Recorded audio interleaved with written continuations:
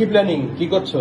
আজকে আপাতত মুসাম্বির খাওয়ার প্ল্যান, সাথে এখানে করে নিয়েছি বোয়াল মাছগুলোকে একদম হালকা ভাবে ফ্রাই। বাহ, আরেকটা জিনিস করেছি, এখানে আছে কুমড়ো পাতার ভর্তা।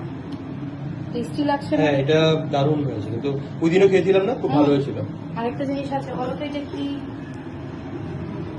কি এটা? ওয়াও, চিংড়ি মাছের মালাইকারি। হ্যাঁ, আর এইখানে হয়ে গেছে গ্রেভিটা, বোয়াল মাছের গ্রেভিটা। তারপর মাছগুলো দেবো। আমার ফ্রেঞ্চ ফ্রাইজ হয়ে গেছে,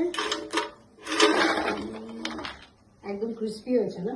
এটা কিন্তু একটা দারুণ জিনিস কিনেছো তুমি, সত্যি।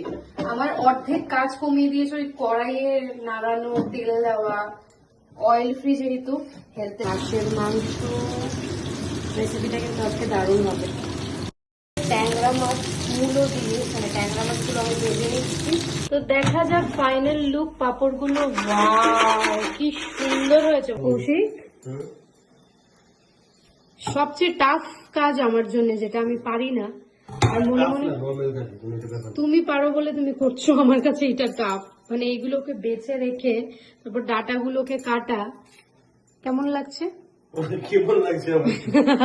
কেমন লাগছে? কি অবস্থা? কেন কি আমি পারি না, তো অবভিয়াসলি তোমাকে জিজ্ঞেস করবো যে কেমন লাগছে। আমার কাছে তো মোটেও, যদি আমি করতাম ভালো লাগতো না, যেহেতু আমি পারি না। 5-10 মিনিট। গ্রেট। তাহলে আজকে কুমড়ো পাতার শাক, সাথে ডাটা দিয়ে তরকারি, না? ঠিক আছে। কৌশিক এখানে শুয়ে শুয়ে বিন্দাস কি খাচ্ছ? ছাচ। খুব টেস্টি না? মুখে কি আওয়াজ চলে গেল খেতে খেতে? আর তারই মাঝে খেয়ে নিচ্ছি আমার রেগুলার বেসিস, যেটা আমি খাই, অ্যাপিগামি। আর আজকেরটা হচ্ছে ম্যাঙ্গো ইয়োগার্ট। ট্রাই করো সবাই, খুব টেস্টি।